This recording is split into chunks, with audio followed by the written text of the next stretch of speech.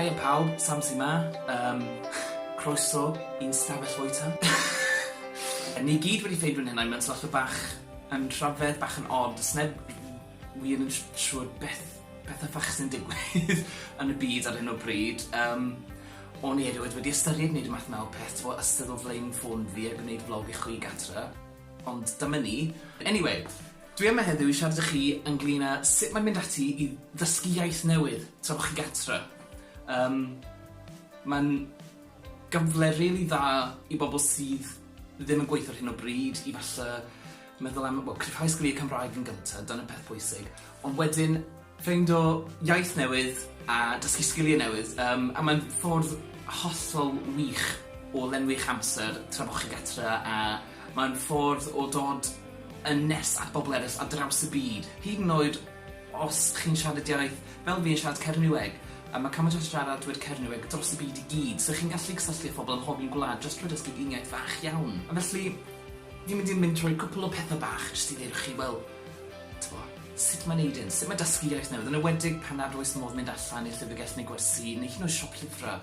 Peth cyntaf fi'n neud wrth dysgu iaith newydd ydy dewis yr iaith, a mae hynny yn swno'n yn amlwg yn un hawdd, ond os chi'n dechrau meddwl am y peth, pa iaith ydw i eisiau dysgu, mae'n mynd bach mwy anodd, achos fel lot o bobl nes i dysgu Gymraeg, achos o'n i'n symud i Gymru, o'n i'n gwybod mod i'n mynd i fod yn byw ym Mangor ar y pryd, ac o'n i'n gwybod bod lot o pobl fanna yn siarad Gymraeg fel mamiaeth, ac o'n i'n meddwl o'n bwysig i fi allu siarad â phobl.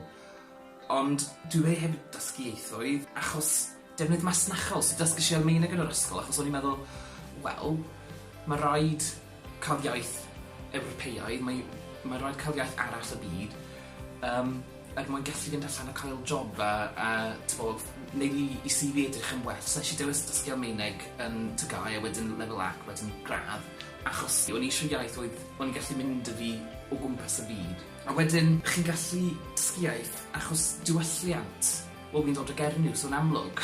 O'n i eisiau dysgu Gerniweg mwyn i siarad a fod yn nes at y diwylliant lle nes i tyfu fyny. Ac mod i yn byw ac yn gweithio yng Nghymru o hyd, dwi dal yn rhan o'r gymuned iaith Gerniweg, a dwi dal yn rhan o'r gymuned ar-lein sydd rhan o hynny hefyd. A weithiau, chi jyst eisiau dysgu iaith, achos, os chi'n sbio ar lot o animes, falle bod chi eisiau dysgu Siapaneg, neu os chi yn licio Tintin, chi eisiau dysgu Ffrangeg a mwyn darllen Tintin yn y iaith wreiddiol. Mae cymaint o resymau dros dysgu iaith, a cymaint o bethau yn effeithio ar ddewis iaith.